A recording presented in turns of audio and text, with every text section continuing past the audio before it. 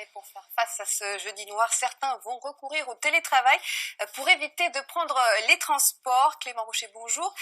Vous êtes directeur de Green Working. Vous accompagnez les entreprises dans la mise en place du travail à distance. Alors, est-ce qu'on a déjà une idée du nombre de salariés qui vont faire du télétravail ce jeudi ?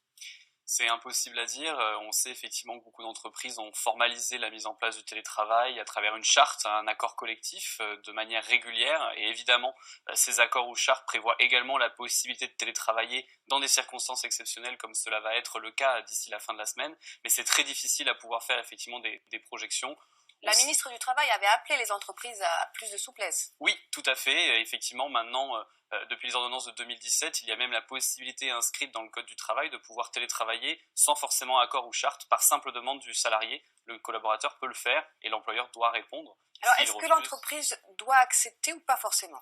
Pas forcément, effectivement, si on est sur un métier qui n'est pas éligible au télétravail, ou alors qu'on ne présente pas le bon niveau d'autonomie, ou alors qu'on n'est pas équipé pour pouvoir télétravailler, ce sont des raisons suffisantes pour que l'employeur puisse refuser le télétravail, même occasionnel. Alors, c'est pas le remède non plus miracle contre la baisse de productivité en entreprise pendant ces jours de grève. Non, puisqu'effectivement, si le télétravail pratiqué de manière régulière permet d'accroître effectivement la productivité, on sait forcément que certains services seront désorganisés, on sait que tout le monde ne pourra pas forcément télétravailler parce qu'on n'aura pas non plus anticipé pour prendre son ordinateur portable ou même récupérer les documents nécessaires au télétravail. Donc on sait de toute façon que les jeudis, vendredis seront assez désorganisés. Alors plus globalement, 25% des Français ont recours ponctuellement au télétravail. C'est un chiffre qui a fortement augmenté ces dernières années et qui va encore continuer à augmenter. Oui, effectivement, nous, ça fait 10 ans qu'on accompagne sur le télétravail, donc on est passé des premiers accords très pionniers avec des expérimentations à une vague de démocratisation, des premiers grands accords, et là on est vraiment entré dans une vague de démocratisation, de généralisation du télétravail. Les avantages, les inconvénients ?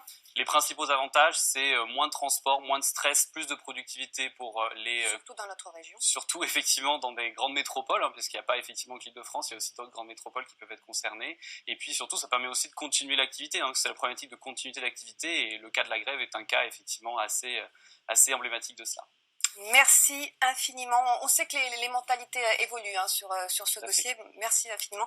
Clément Rocher d'avoir répondu à nos questions.